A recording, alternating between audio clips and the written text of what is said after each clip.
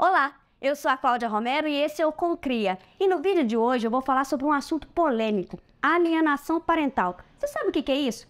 É quando há interferência psicológica provocada na criança ou adolescente pelo guardião contra o outro que não detém a guarda. E para falar sobre esse assunto, eu estou aqui com o Dr. Afonso Feitosa, que é especialista em direito de famílias.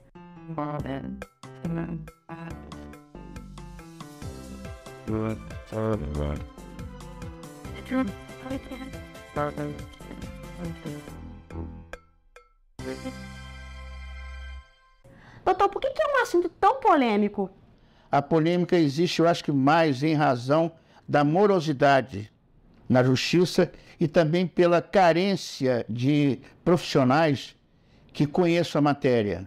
Logicamente que para se aferir a alienação parental em nível judicial, há necessidade de um exame biopsicossocial. Então, o juiz hoje em dia, ele tem que ter uma assessoria multidisciplinar para que ele decida, na verdade, se há a ocorrência da alienação parental ou não.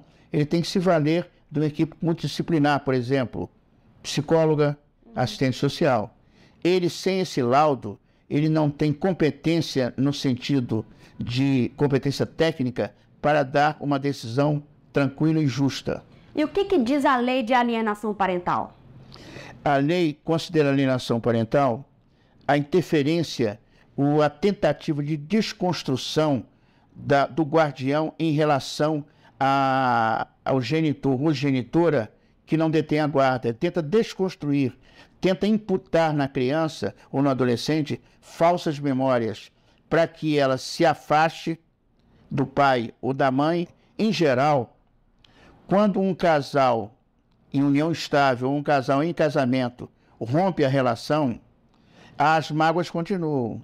Então, os casais que ainda guardam mágoas, que ainda não resolveram a questão de ex-casal, eles procuram trazer para a relação familiar os problemas que eles tinham na sua relação matrimonial.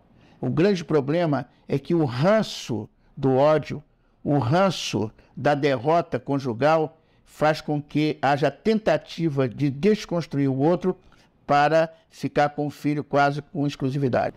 Doutor Afonso, e quais são as punições em caso de alienação parental? Aumento da convivência em favor da pessoa que estava sendo desconstruída, punição econômico-financeira em relação à pessoa que está adotando essa postura.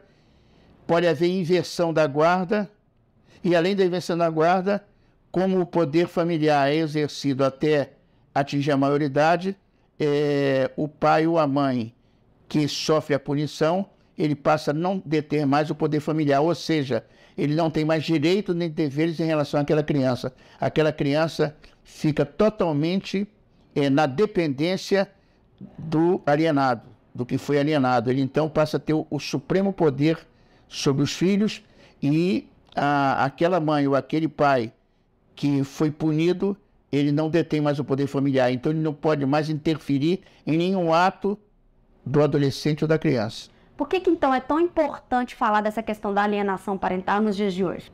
É extremamente importante porque muitas vezes você tem amigas ou amigos que você convive, que são pessoas que têm tudo, que têm dinheiro, têm fama, têm prestígio, parece uma pessoa vitoriosa e implicitamente é uma pessoa triste.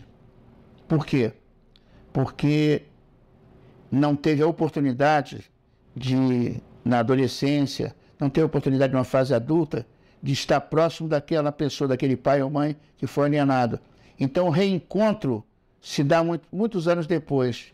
E, obviamente, como se diz, o tempo é o senhor da razão.